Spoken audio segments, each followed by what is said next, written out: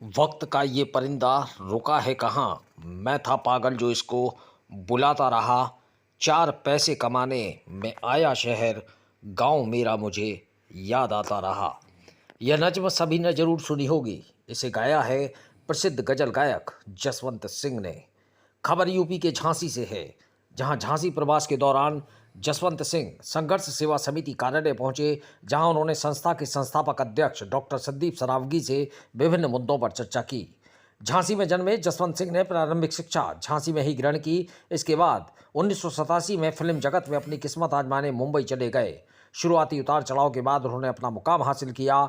जसवंत सिंह अब तक 1000 से भी ज़्यादा गजलें और भजन गा चुके हैं।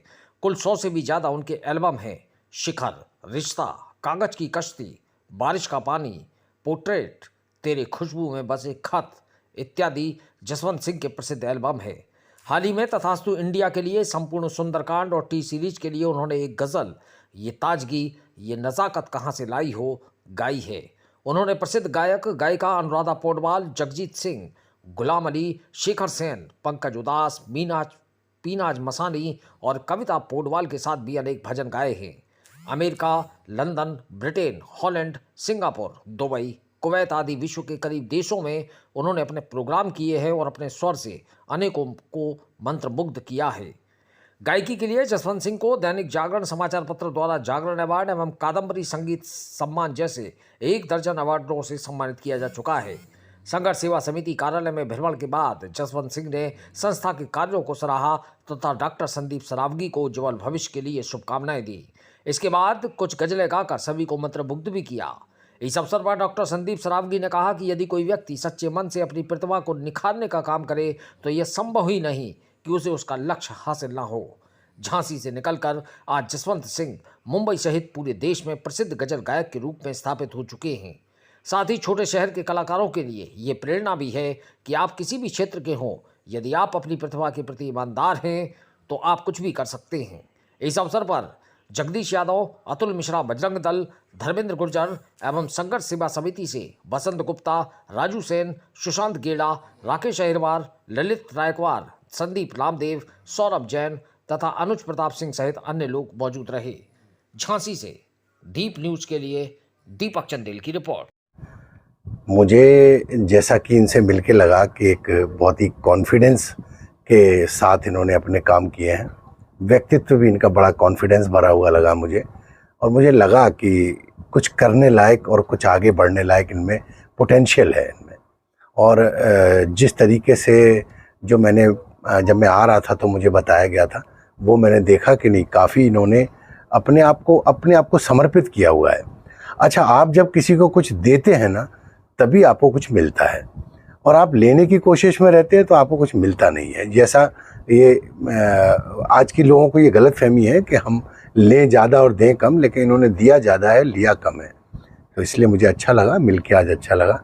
और मैं अपनी 2 लाइन में अपनी बात ख़त्म कर दूंगा कि वक्त का ये परिंदा रुका है कहाँ, मैं था पागल जो इसको बुलाता रहा।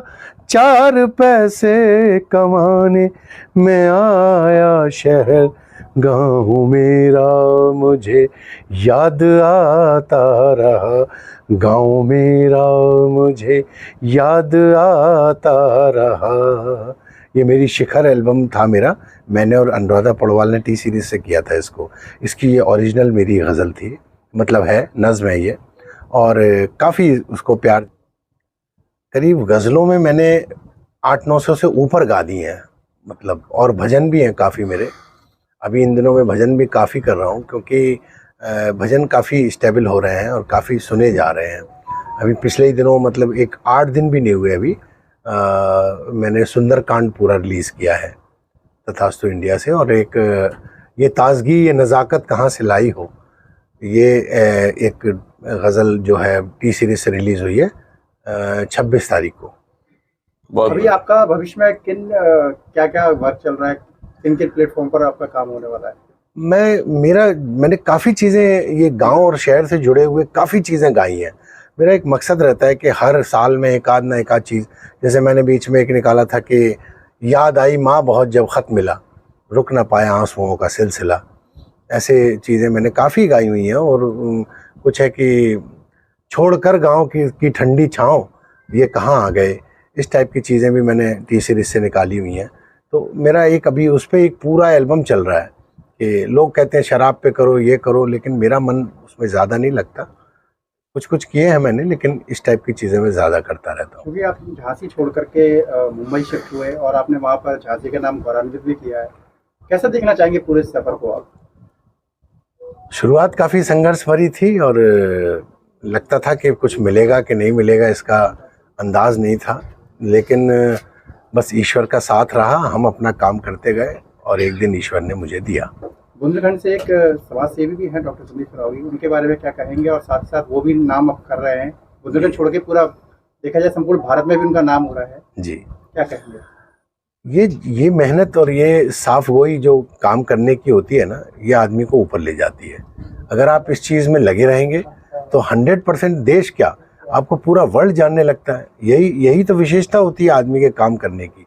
अगर आप कुछ भी अलग करते हैं तो आपको रिकॉग्नाइज किया जाएगा।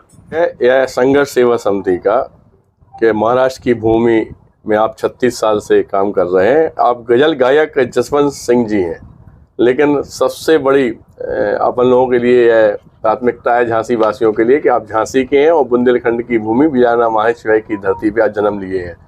और महाराष्ट्र की भूमि से यहाँ तक हमारे ऑफिस तक का सफ़र जो आपने तय किया है, यह बड़ा हमारे लिए आपका आशीर्वाद है, बड़े भाई का प्यार है। हम संघर्ष सेवा समिति के लिए और धन्यवाद देना चाहते हैं हम गज़ल गायक जसवंत सिंह जी का।